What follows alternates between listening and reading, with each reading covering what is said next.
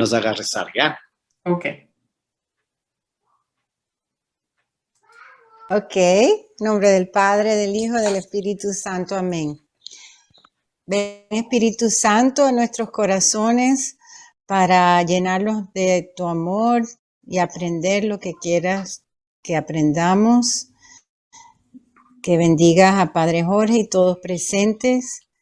Y oramos juntos. Padre nuestro que estás en el cielo, santificado sea tu nombre.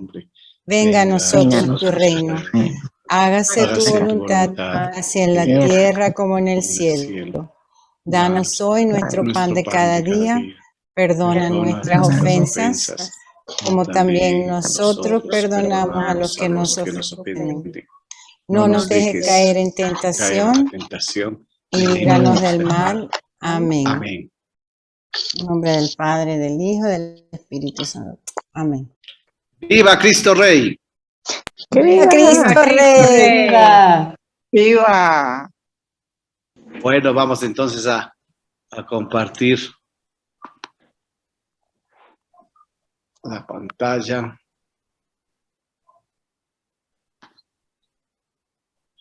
Ay, Dios mío, yo soy medio pésimo para estas cosas. Vamos a ver si es que puedo. Sí va a poder, Padre.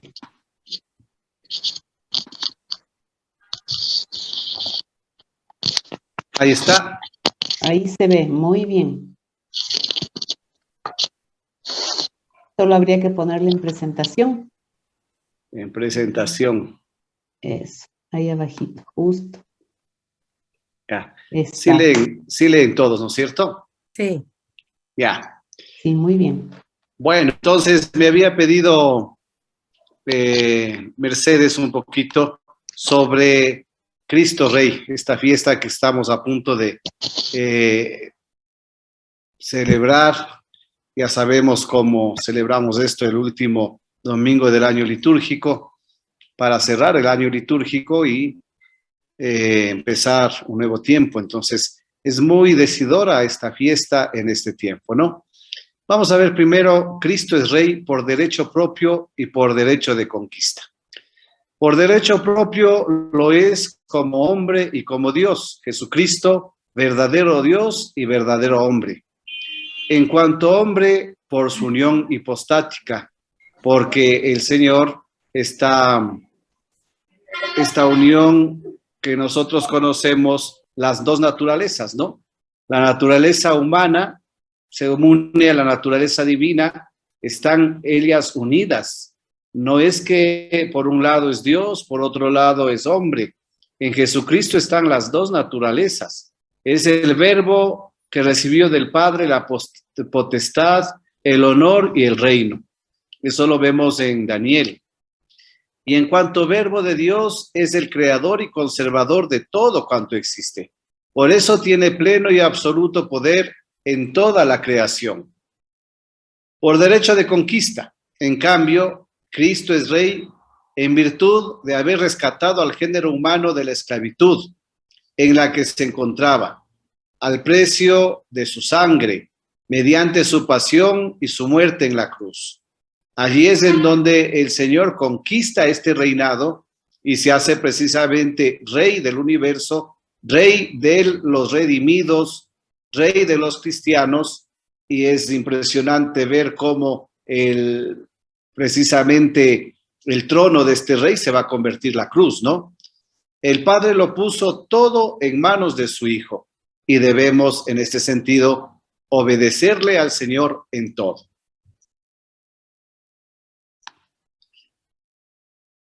Aquí hay una cosa que no me deja ver. ¿Qué será esto?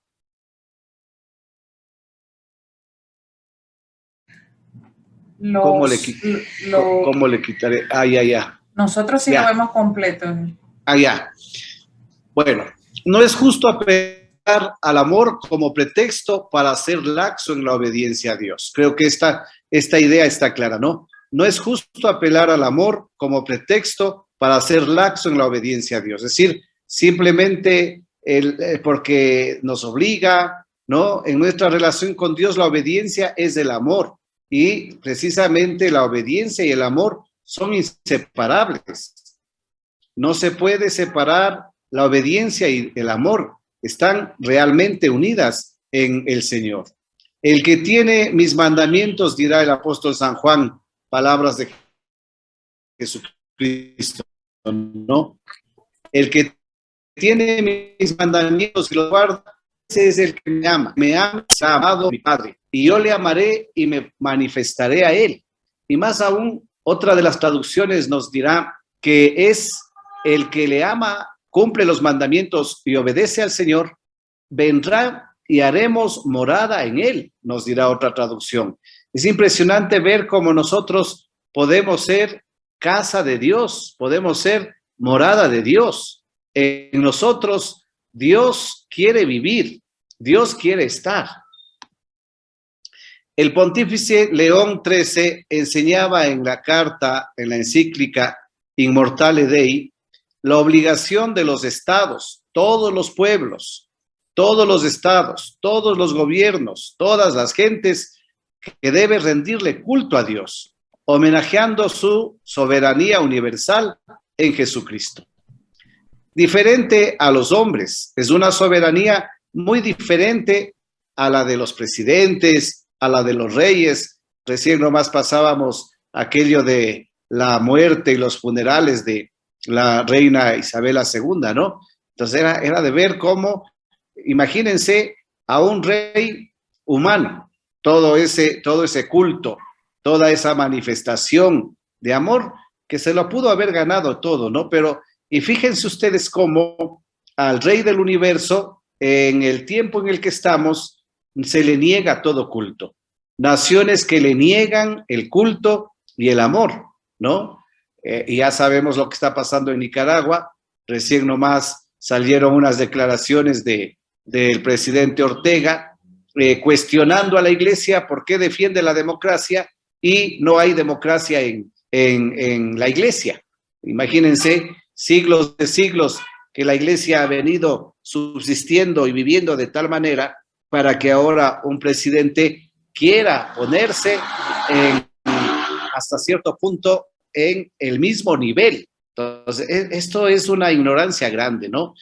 Quien confía en Dios, quien conoce su amor, no dejará de obedecerle en todo, aunque algunos mandatos sobrepasa en su entendimiento. Ciertamente, a veces uno no entiende los caminos de Dios, no entiende las cosas que el Señor le pone en la vida de uno, y ahí es cuando uno tiene que someterse a esta obediencia, ¿no? Señor, yo no entiendo, pero obedezco. Ahora no lo entiendo, después lo entenderé, ¿no? Eso creo que nosotros lo hemos vivido, lo vivimos en nuestra vida diaria, en nuestro apostolado, en nuestra familia, en nuestro quehacer cristiano y en nuestra vida espiritual. Hay cosas que no entendemos, pero las asumimos porque sabemos que vienen de Dios y ya sabemos que Dios no se equivoca. Y lo que hacemos es obedecer. Nos esforzamos por obedecer. La fiesta de Cristo Rey del Universo. El Papa Pío XI, el 11 de diciembre de 1925, instituyó esta solemnidad que cierra el tiempo ordinario. Su propósito es recordar la soberanía universal de Jesucristo.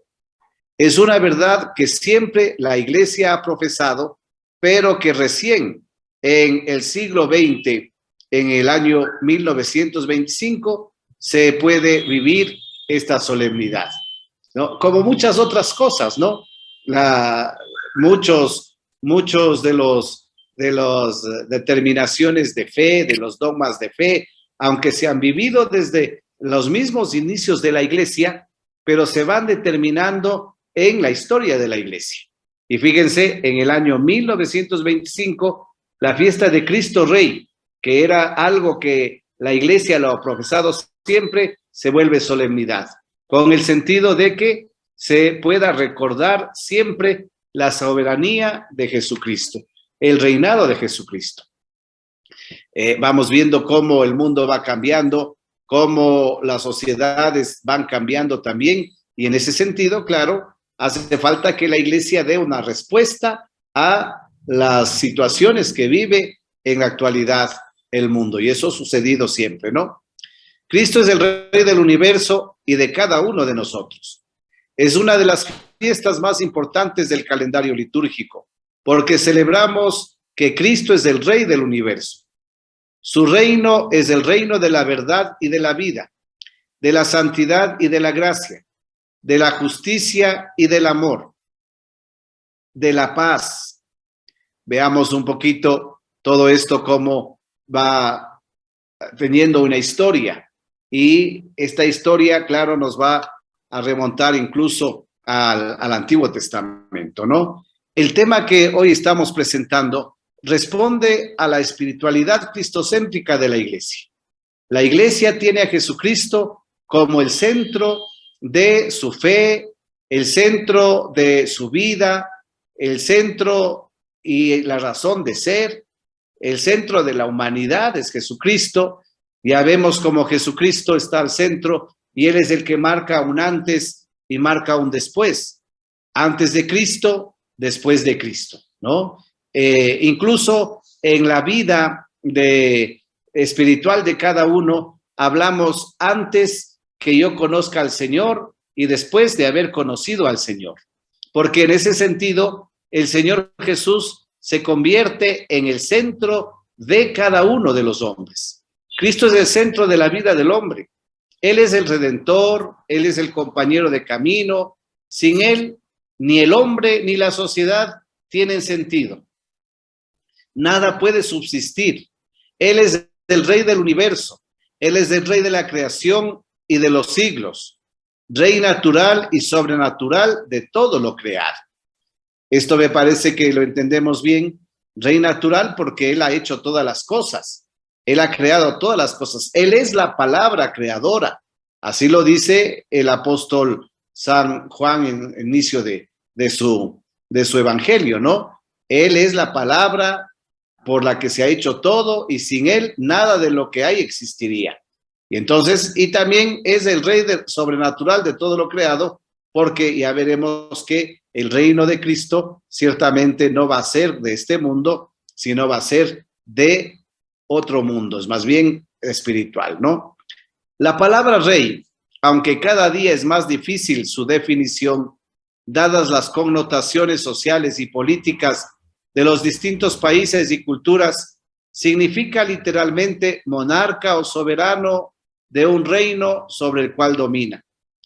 Persona central en la vida de un determinado territorio o país, con unas obligaciones de representatividad ante los pueblos y de defensa a todos niveles. El rey se merece respeto de todos los estamentos sociales, humanamente hablando, los reyes de este mundo. Si quisiéramos hacer un paralelismo con la realeza de Cristo, encontraríamos grandes dificultades, ya que él mismo dijo que su reino no era de este mundo. Aunque realmente Cristo es o debería ser el centro de la vida del hombre y de toda la sociedad, y tiene derecho a reinar y a que se le reconozca este derecho. Pero lamentablemente ya vemos que esta humanidad no le reconoce como rey. Al contrario, incluso ya muchos países ya se proclaman laicos en el sentido de que ya no tenemos nada que ver con Dios. Hay personas que se declaran sin Dios, ateas. Y fíjense ustedes, no sé si pasará en sus países, pero aquí incluso hay gente que va a hablar con el obispo para sacar de él una orden para que le borren del libro de los bautismos. Es decir, yo ya no quiero ser cristiano, yo ya no quiero ser de la Iglesia Católica. Por favor, bórrenme de los libros. Claro, eso lógicamente no se puede hacer porque el bautismo, como sabemos, no se puede borrar porque alguien no quiera. El bautismo es un sacramento que va a dar un carácter indeleble, ¿no? Entonces eso no va a quitarle nunca, por más que él no quiera, la persona no quiera, pero para hacer un poquito esta relación de que cómo el mundo está rechazando a Dios y no le quiere obedecer y no reconocen también los derechos que este rey tiene. Su reino es el de todos aquellos que aceptan su palabra y la ponen por obra. Está formado por todos los hijos de Dios, pero también existen grandes diferencias, ya que el poder político y social de un rey está establecido según los criterios de este mundo. Poder, bienestar, estabilidad. Y la búsqueda de todo esto hace que los reyes de este mundo, en la historia del universo, hayan entrado en injusticias, hayan entrado en guerras, hayan entrado en divisiones, hayan entrado en una situación de búsqueda del poder, de búsqueda de ese bienestar que no importa, pero lo importante es que mi pueblo tenga bienestar, aunque los demás no lo tengan. En el reino de Cristo, Él no ve en este sentido. El reino de Cristo ve más bien el bienestar de todos los hijos, de todos los cristianos. El reino de Cristo, sin embargo, se fundamenta en otros valores, como Él mismo nos lo ha dicho. Mi reino no es de este mundo. Si lo fuera, los míos habrían combatido a fin de que yo no cayera en manos de los judíos. Pero mi reino no es de aquí abajo. Estos valores son la justicia, la paz, la verdad y el amor, que son valores que se vuelven universales y no particulares. Son valores que se vuelven valores de todos y no de unos. Y por lo tanto, el reino de Cristo va a perseguir siempre que estos valores se hagan presente en toda la humanidad y no solamente en un pueblo. Este es el sentido o la diferencia entre los reyes o los reinados de este mundo y el reino de Cristo. Ciertamente, estos también pueden ser los valores del reino de este mundo. Claro, pero lamentablemente ya vemos que no, los reyes de este mundo, los pueblos, los gobiernos no velan por el bien de todos, sino solamente por los propios, e incluso hablamos ya de la realidad de nuestros pueblos, la corrupción y todo ello, son valores que están ausentes de todo un pueblo y solamente quieren buscar comodidad, progreso, bienestar, unas pocas personas. Pero bajo la luz de las bienaventuranzas que son el programa del reino de Jesús, fíjense, y estas bienaventuranzas están dadas a todos los cristianos. Bienaventurados los pobres, los que sufren, los que pasan hambre y sed, los que tienen hambre de justicia, los perseguidos, los misericordiosos, los limpios de corazón, los humildes, los que construyen la paz, porque de ellos es el reino de los cielos. Y a la ley de este reino de Cristo vemos que es sobre todo el amor. Amaos los unos a los otros como yo los he amado. Es decir, este reino de Jesucristo que está programado en las bienaventuranzas, lo tendríamos que vivir todos. En ese sentido, si toda la humanidad está puesta bajo el dominio, hablando no en el sentido de dominar para el mal, sino para el bien, del dominio de Cristo Rey, deberíamos vivir este programa de las bienaventuranzas. Pero lamentablemente, la humanidad ve en las bienaventuranzas algo que incluso es imposible de vivir, porque ¿quién busca el sufrimiento? ¿Quién busca el padecer? Entonces, en ese sentido, tenemos que ver que el Señor lo que nos pide sobre todo es identificarnos con este reino, identificarnos con Cristo, que es precisamente el Rey y que ya vamos a ver también se va a convertir en el reino, porque Cristo es el reino. Por eso dirá, ya lo veremos también, el Bautista dirá, está cerca de ustedes el reino de Dios. Hablar del reino de Dios es hablar del reino de Cristo. Juan Bautista comenzó su predicación anunciando, está cerca el reino de Dios. Convertíos y creed en el Evangelio. El reino de Dios, por lo tanto, es el Evangelio. El reino de Dios es la buena noticia. El Evangelio es Jesús. Por lo tanto, el reino de Dios se identifica con Jesús mismo. Quien busca el reino de Dios es el que busca a Cristo. Quien tiene el reino de Dios es el que tiene a Cristo. El que posee a Cristo posee el reino de Dios. Jesucristo es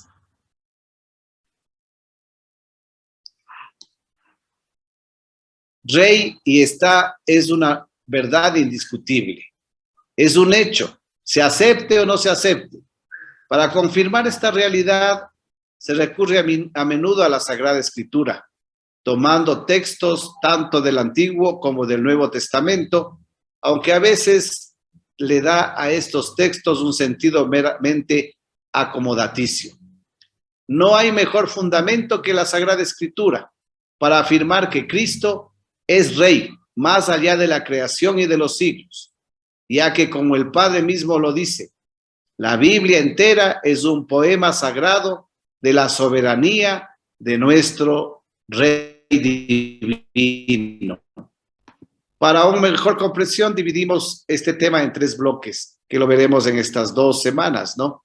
El reino de Dios en el Antiguo Testamento, la realeza de Cristo en el Nuevo Testamento, y otros textos del Nuevo Testamento para afirmar la realeza de Cristo y el derecho que Él tiene a reinar. El reino de Dios en el Antiguo Testamento. La revelación del reino eterno de Dios tiene ya su preludio en el Antiguo Testamento. De aquí que la génesis histórica del reino deba buscarse ante todo en estos libros sagrados. En el Antiguo Testamento, en el designio eterno del Padre, se da a conocer principalmente como revelación de un reino de Dios futuro, que tendrá lugar en la fase mesiánica y escatológica de la historia de la salvación. Vemos cómo todo el Antiguo Testamento es un anuncio de esto. Todo el Antiguo Testamento mira a la realización de todas las promesas de Dios hechas en Jesucristo. Por lo tanto, todo el Antiguo Testamento mira a Jesucristo. Y luego el Nuevo Testamento parte de Jesucristo, pero también mira a Jesucristo como realización de todas las promesas del Padre. El Señor será vuestro Rey. Son estas las palabras de Gedeón, victorioso contra los madianitas. Dirigió a una parte de los habitantes israelitas de la región de Siquén, que querían que fuera su soberano e incluso el fundador de una dinastía. No seré yo el que reine sobre vosotros, ni mi hijo. El Señor será vuestro rey, lo dice. Israel quiere ser como los demás pueblos. Esto está en la historia de Israel, ¿no? Se dan 2 tendencias en Israel. Aquellos que quieren tener un rey, ser un pueblo con un régimen de gobierno como los otros pueblos, y los que seguían pensando que Israel era un pueblo teocrático, donde el Señor Yahvé era su único Señor, el único que podía gobernarlo. Esto lo vemos en esta historia de Israel. Israel ha pasado por muchos pueblos, ha visitado muchos pueblos, ha tenido muchos pueblos vecinos, e Israel entra en la novelería. Por eso las novelerías no son algo que vemos ahora nomás que la gente como que busca, ¿no? Israel también era un pueblo novelero. Veía que los otros pueblos tenían reyes y ellos también quisieron tener reyes y le piden un rey. Esta doble tendencia monárquica y antimonárquica se encontrará también posteriormente en la historia de Israel, en la que no faltan los grupos que añoren un reino en sentido terreno y político. Sabemos por el primer libro de Samuel que los ancianos de Israel se dirigieron al juez, ya anciano, con esta petición: danos un rey para que nos juzgue.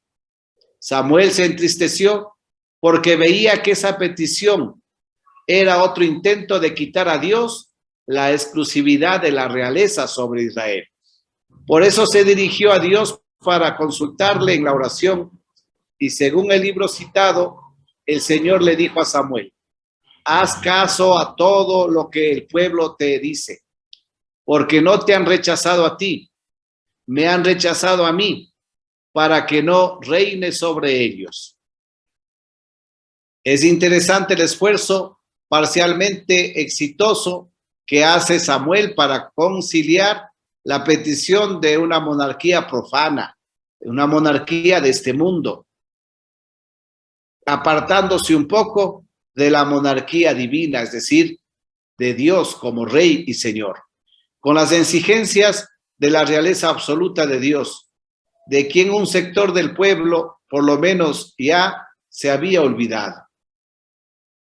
Unge a los reyes dados a Israel como signo de su función religiosa, además de política.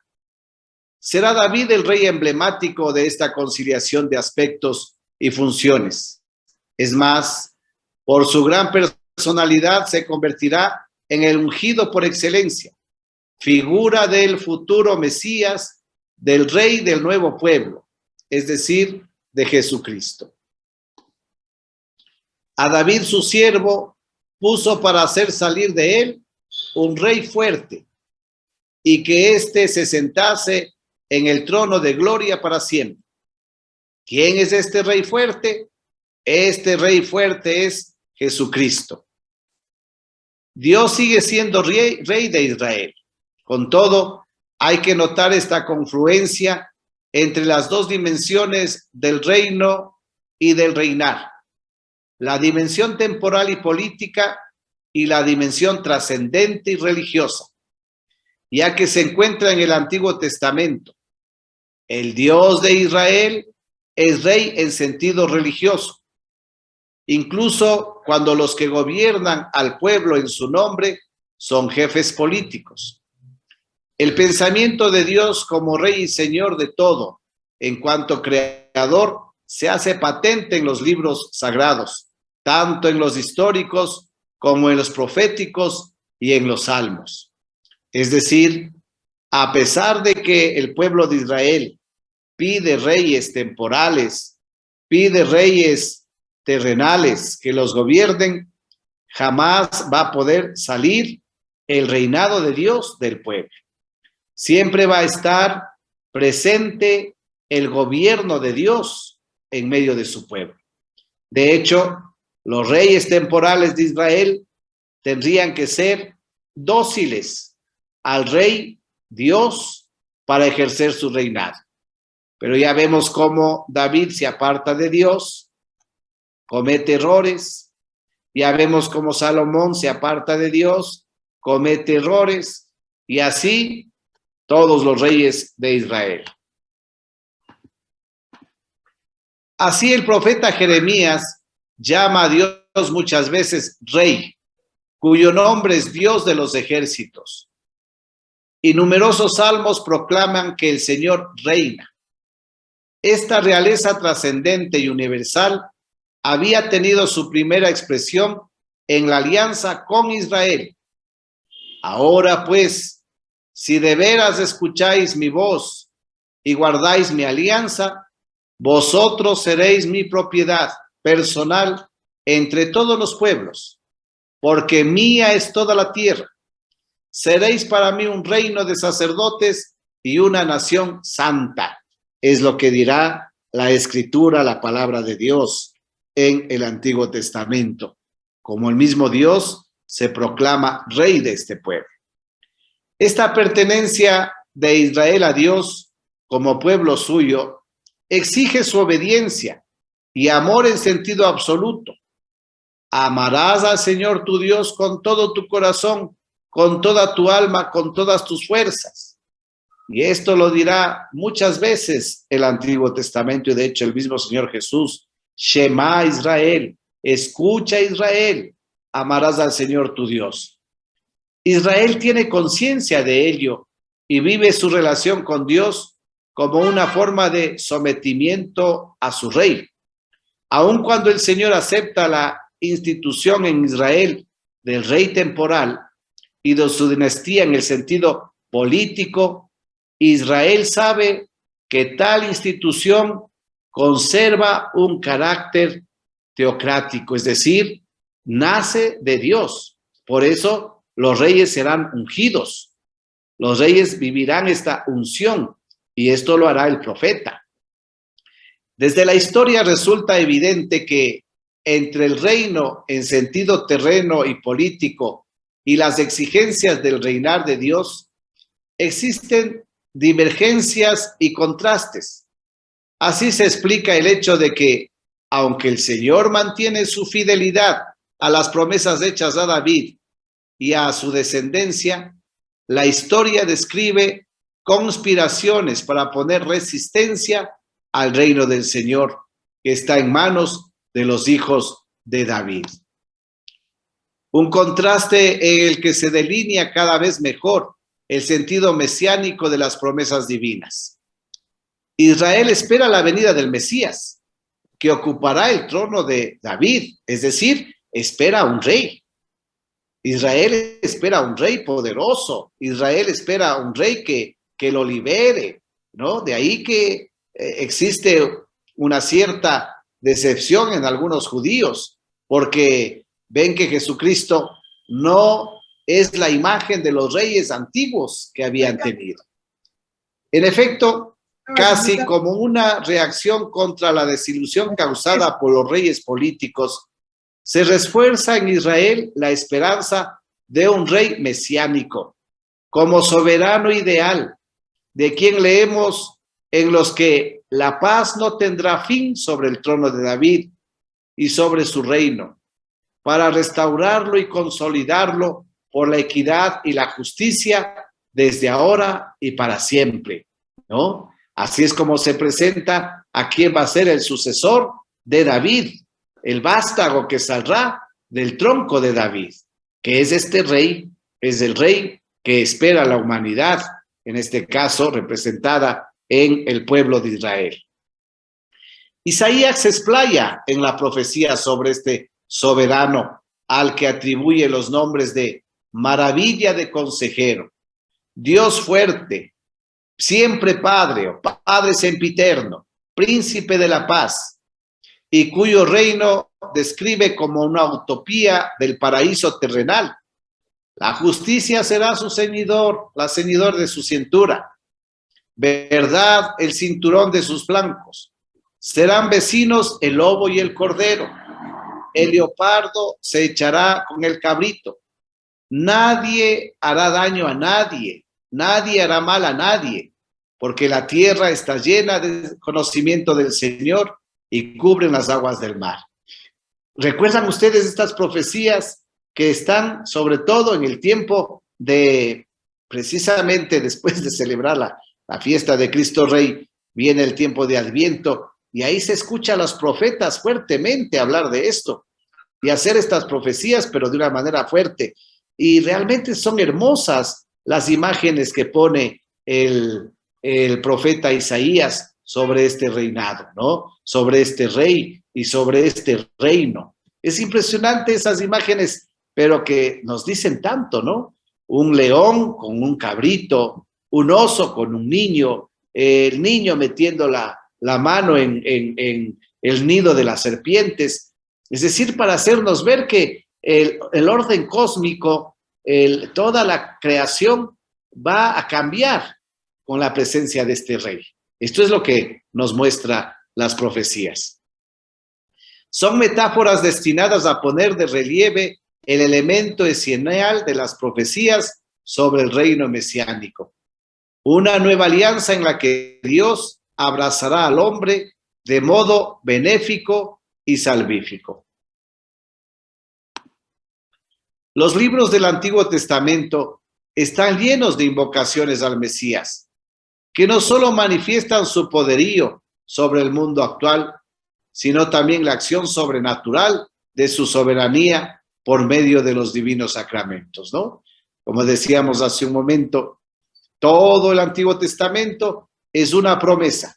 Todo el Antiguo Testamento está fundamentada en la promesa del Mesías, de la salvación del Salvador y la acción de Dios que se va realizando para que se cumpla todas estas profecías, estas promesas hechas por el mismo Dios, que parten desde el mismo momento en el que el hombre cae en pecado, cuando ya allí Dios en la condena tanto a la serpiente como a el sufrimiento de la mujer y del hombre, ya nos habla de que el hijo de una mujer viene a cambiar todo. Pondré enemistad entre ti y tu linaje, entre el hijo de este linaje, que es el hijo de la mujer, que te pisará la cabeza. Es decir, fíjense, allí ya está hecha la promesa de el rey que va a venir a restaurar todo lo caído, a levantar todo lo caído,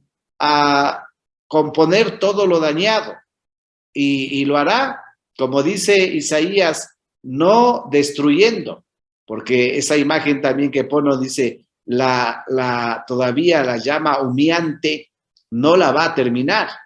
Aquel báculo o ese palo de pronto que está trizado, no lo terminará de romper, sino que Él viene a restaurar todo esto. Ese es el reinado del Señor. Después del periodo del exilio y de la esclavitud babilónica, la visión de un rey mesiánico asume aún más claramente el sentido de una realeza directa por parte de Dios. La esperanza de Israel, alimentada por los profetas, apunta hacia un reino en el que Dios mismo será el rey. Será un reino universal. Será el rey sobre toda la tierra. El día aquel será único, el Señor y único su nombre, ¿no? Entonces, el reconocer todo el poderío, toda la gloria de este rey que nace, que proviene de Dios. La dimensión escatológica del reino de Dios se acentúa a medida que se avecina el tiempo de la venida de Cristo. Especialmente el libro de Daniel destaca este sentido de los tiempos futuros. Leemos en él, he aquí que en las nubes del cielo venía como un hijo del hombre. Se dirigió hacia el anciano y fue llevado a su presencia. A él se le dio imperio, honor y reino, y todos los pueblos y naciones y lenguas le sirvieron. Su imperio es un imperio eterno que nunca pasará y su reino no será destruido jamás, refiriéndose entonces, claro, al reino de el Señor Jesús. Todos estos son pasos abiertos hacia el misterio que está avanzando, porque la historia va avanzando, los años van pasando y el momento culminante se va acercando. La historia de la antigua alianza ya parece estar madura para la venida del Mesías, quien la llevará a su cumplimiento, más allá de los enigmas, los sueños y las visiones. Se perfila cada vez más un misterio hacia el que apunta toda esperanza.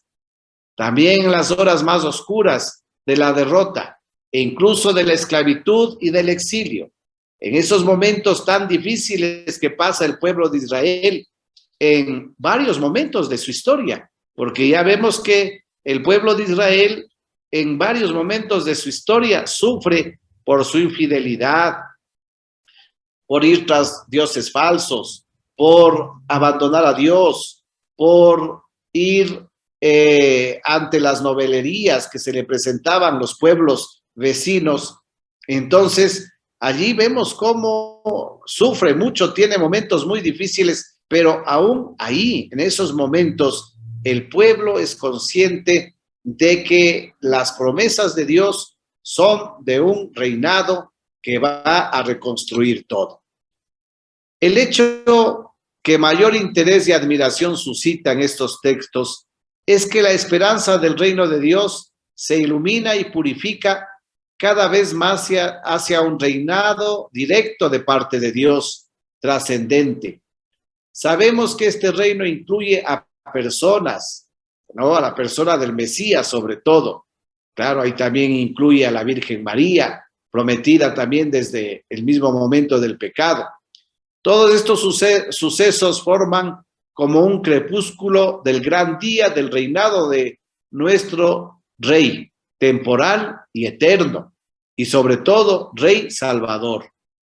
Hacia esta plenitud final se mueve la iglesia de la nueva alianza, y todos los hombres están llamados a formar parte de ella, a participar de este reino destinado a ellos, a los hijos de Dios, a los cristianos, a los discípulos, y que en cierto modo se realiza también por medio de ellos, porque cada cristiano, cada discípulo tiene que hacer presente el reino de Dios en este mundo, como artífices de la edificación del cuerpo de Cristo.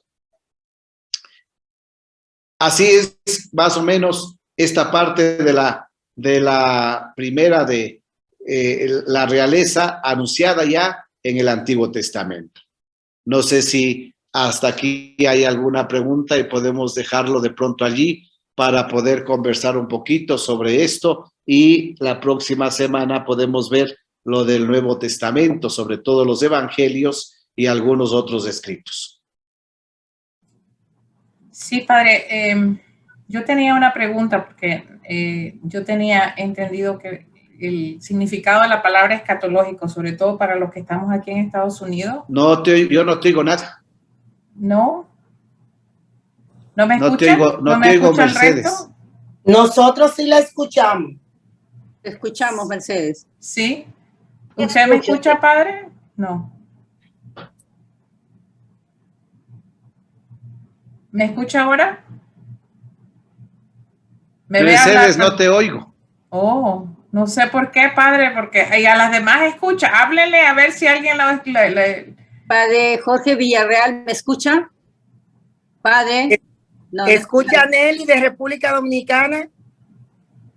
No está escuchando. De Ecuador, ¿escucha, padre? No escucha. A ver, le voy a poner le vamos a decir nosotros. Se observa. A lo mejor es porque tiene los oídos, pues. Los audífonos. El audífono, dile. Tiene también un signo así tapadito en su. No estoy oyendo a nadie. ¿Ustedes sí me escuchan? Sí. Sí. Yo no oigo a nadie. Pero es por esto, es por eso. Tiene un signo así en su. Que se fuera los audífonos. No, Padre, ese símbolo significa que tiene spotlight. Todo, sí. Ya. Entonces, Ahora ya. sí. Ahora, Okay. Bueno, no, yo tenía. Ya se le pasó. Sí.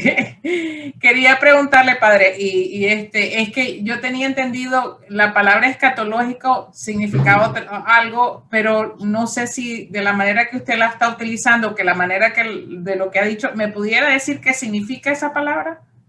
La palabra escatológica es lo que sucederá al final de los tiempos, ¿no? Y precisamente Jesucristo viene a dar inicio del final de los tiempos. En ese sentido, la escatología, Jesucristo da inicio a esa escatología. Okay. El reino de Dios que inicia en el Antiguo Testamento, que lo va a perfeccionar el Señor Jesús, se llevará a cabo en precisamente la vida eterna, porque allá está el reino de Dios plenamente.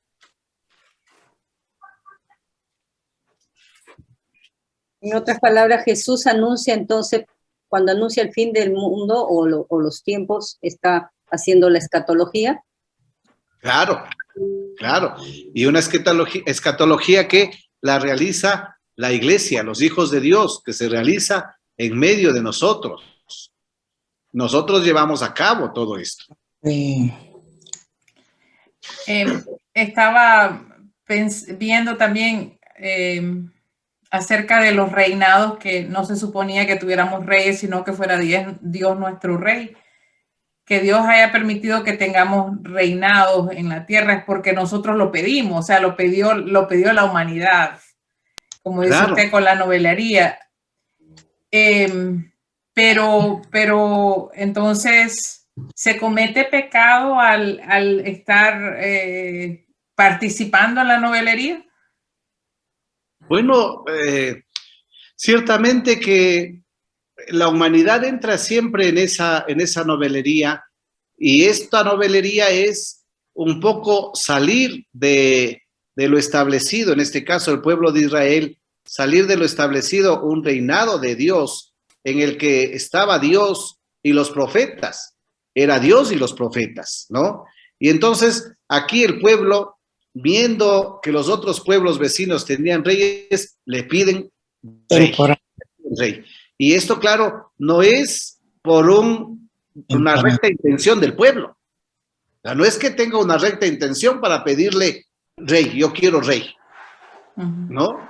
Sino que es más bien asemejarme a los otros pueblos. Es que quiero parecerme a los otros pueblos. Quiero ser como los demás, ¿no? Es lo que hoy podríamos decir también, ¿no? Todo es esto, ¿no? Es que los demás lo hacen, los demás pueblos y los otros grupos y no sé qué y no sé cuánto. Y entonces, hablar como un pecado, ¿no? Pero sí me parece a mí un error. Pero claro, ya vemos una cosa muy importante. Dios no es causa de esto, ¿no? Creo que alguna vez también lo dijimos. Dios no es causa de esto, pero Dios lo permite para sacar bien aún mejores, para sacar bien mayor, ¿no? Dios permite estos males para sacar bienes mayores. Okay. Padre, una pregunta. ¿Me escucha? Sí. Bien, usted habla algo que yo he escuchado siempre en lo que es las enseñanzas de San Ignacio de Loyola, de ese rey temporal y del rey eternal. Cuando usted hablaba de ese rey temporal, se supone que son los reinados de la tierra. Claro, es el reinado de la tierra, y de hecho, aunque los reyes de Israel son ungidos por Dios a través de los profetas, son reyes temporales. Okay. Porque ellos van a estar presentes en el mundo un tiempo, no van a estar presentes inmortalmente, pero son un reinado, en el caso de Israel, un reinado que anuncia a Dios, que hace presente a Dios. Aún David con todo su poderío y Salomón fueron reyes temporales.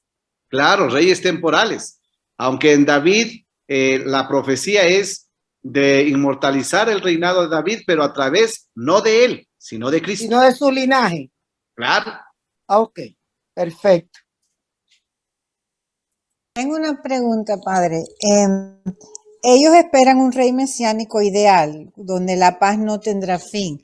Eso obviamente no es aquí, en la tierra. ¿Será el cielo y después en la resurrección de todos? Claro, claro, porque ya lo vemos nosotros que muchos valores del evangelio, muchos valores del reino de Dios no están presentes en el mundo, no están presentes en la humanidad, no están presentes en nuestros gobiernos, ¿no? Que se supone son gobiernos que deberían estar supeditados al gobierno divino, pero sin embargo, todo eso es la búsqueda. Ciertamente todo eso no está aquí en este mundo, se planificará en el reino ya pleno, que será ya en la vida eterna. Perfecto. Esta charla entonces nos tiene que llenar de mucha esperanza, Padre. Claro. A querer desear estar cuando ese reino se instaure. Pero no olvidar que ya tenemos que empezar a instaurarlo nosotros. O sea, nosotros no podemos esperar este reino nos llegue de la noche a la mañana como una especie de cajón que nos caiga. No. Tenemos que empezar, el cristiano tiene que empezar a ser signo de este reino. Que mañana celebramos a San Francisco, ¿no? Con esa oración tan bonita, que donde haya guerra, yo ponga paz. Donde haya mentira, yo ponga verdad. La verdad. Donde haya tristeza, alegría. Eso. Entonces, en ese sentido, por eso se menciona mucho las bienaventuranzas como ese programa de vida para el reino de Dios. Ok. Y que ese trabajo nos corresponde a nosotros, como usted dice, acá en la tierra. Tenemos que trabajar por esos valores, ¿verdad? De ¿Ya? ese reino. Siendo testimonio en primer lugar, y luego con ese testimonio, claro, como servidoras de este ministerio, llevando, imagínense ustedes, qué cosa más maravillosa el que podamos tener nosotros la oportunidad de un grupo de niños a quienes se les anuncie este reino de Dios, sí. a quienes se les dé este reino de Dios. Padre. Porque el Una reino de Dios semillita. es el mismo Jesucristo.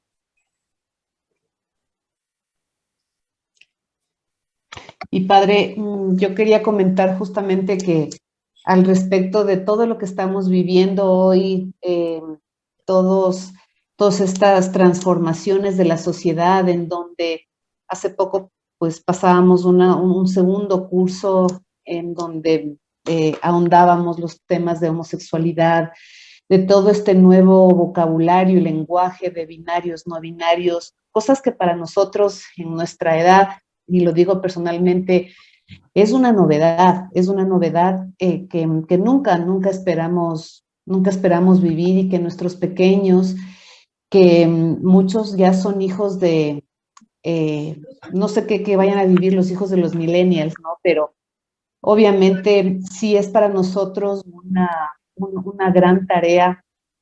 Usted acabó de decir que el Señor permite estas circunstancias para bienes mayores. Así que cuando uno habla de esperanza, dice, ¿cuál será la generación que vea esos bienes mayores? O estaremos pensando en la vida eterna, pero a ratos es como difícil pensar que todas estas transformaciones algún momento van a abrir paso a Cristo Rey y su reinado. Cada vez en noticias, siendo así como un poco realista, ¿no? Todas estas nuevas tendencias en todo sentido político, lo que estamos viviendo, la persecución de la iglesia. Entonces, este bien mayor podremos verlo en nuestra generación, la generación de nuestros hijos, de nuestros nietos. Planificado en el reino de los cielos, planificado allí en la vida eterna. Pero eso no implica que no vayamos viendo eso también en nuestro tiempo. Por eso la iglesia siempre va a ser una respuesta a nuestro tiempo. Siempre la iglesia va a ser una respuesta a nuestro tiempo, con todo lo que la iglesia ofrece, con todas las carismas que nacen. O sea, díganme ustedes si este carisma del ministerio no es una respuesta de la iglesia para precisamente mostrar ese reino de Dios aquí y ahora. Para empezar a vivir este reino de Dios aquí y ahora. Ahora, no sé si en Miami, allá lo escuché yo, pero no sé si ahorita estarán entrando. Se está programando un rezo universal de hombres del Rosario.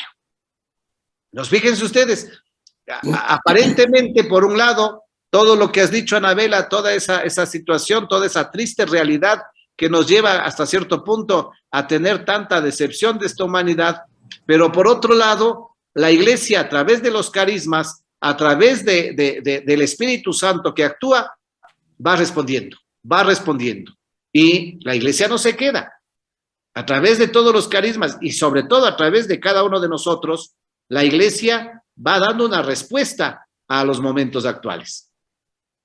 Acaba de pasar el Rosario de los Hombres mundial.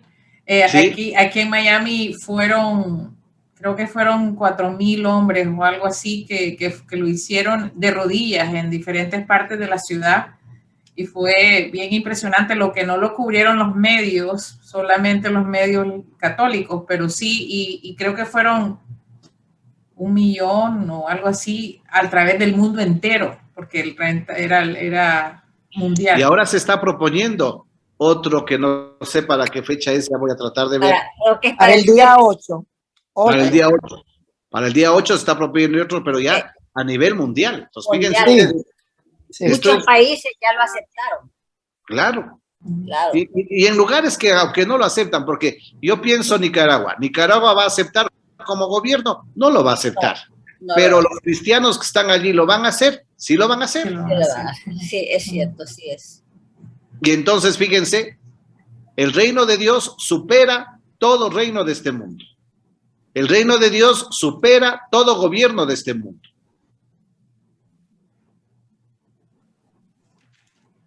¡Viva Cristo Rey! ¡Que viva Cristo Rey! ¡Que viva Cristo Rey! con eso. ¡Que viva Cristo Rey! Bueno, muy bien. ¿Alguien tiene alguna otra pregunta? Sí, buenas noches, Padre Jorge, gracias, ¿verdad?, por su clase. Y también lo lindo de la Iglesia Católica es que siempre ha estado a lo largo de los años, de los siglos, con todos los sufrimientos. Yo soy médico y yo recuerdo que cuando yo entré a la Facultad de Medicina nos hablaban de la historia de la medicina y lo primerito era los sacerdotes, las religiosas, cuando empezaron con el sufrimiento de los enfermos, hicieron los hospicios y se fundaron los hospitales. En nuestro país los primeros hospitales fueron por las hermanas Josefinas. Entonces la Iglesia Católica a lo largo de los años ahí ha estado. En las epidemias, ¿quiénes eran los que andaban curando a los enfermos cuando nadie los quería tocar? Los sacerdotes, la religiosa, la Iglesia Católica, y así el sufrimiento ha estado a lo largo de los años. Ahorita están ayudando a los exiliados, a los que sufren. Los que están ahí son la Iglesia Católica, el Santo Papa ayudando en Europa, ¿verdad? Todo ese desplazamiento poblacional que ha habido en Europa. Y a la larga de la historia siempre eso es lo que nos muestra, ¿verdad? Que la Iglesia Católica está a la par del que sufre. Sí, como decía Mercedes, ¿no? Esto no es noticia ahora. Noticia es todas aquellas cosas absurdas, eso es noticia. Pero toda esta obra de la Iglesia no es noticia. No. Otra cosa, a mí me ha impresionado mucho, por ejemplo, la historia de la psicología o la psiquiatría, como respuesta a qué nace, ¿no? Precisamente cuando el hombre, el cristiano, la persona va alejándose de Dios, porque ¿cuál era la mejor terapia para la psiquiatría o para la psicología? La confesión, el confesionario. Ahí era donde, y de hecho, hasta ahora yo conozco muchos psicólogos que cuando ya se ven ya de pronto como sin poder hacer más, acorralado. Vayan a confesarse. Eso es así es como mandan, ¿no? Porque el mejor psicólogo, el mejor médico, realmente es Jesucristo.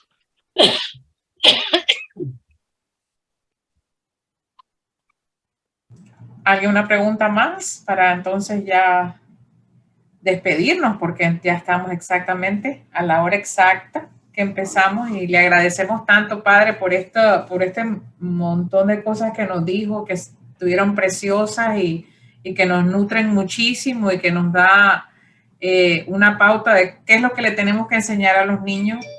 Nos llena de esperanza porque el granito de arena que pongamos a lo mejor será una playa alguna vez. Y entonces le damos gracias por darnos esa esperanza y esas ganas de trabajar. Y nos veremos entonces, si Dios quiere, la Virgen Santísima, el próximo lunes a la misma hora. A la misma hora. Para seguir con la segunda parte, con la parte del Nuevo Muy Testamento. bien. Qué gusto me ha dado de verles a todos que están bien. Y nada, pues rezando unos por otros. Muchas gracias. Gracias, Padre. Se nos da la bendición. Dios les bendiga en nombre del Padre, del Hijo y del Espíritu Santo. Amén. Amén. Amén. Las recibimos. Amén, Padre. Gracias, Que viva Cristo Gracias, Padre. Buenas noches. Que viva Cristo Rey. Cristo Rey. Gracias a todos por entrar. Buenas noches. Buenas noches. Que pasen buenas noches.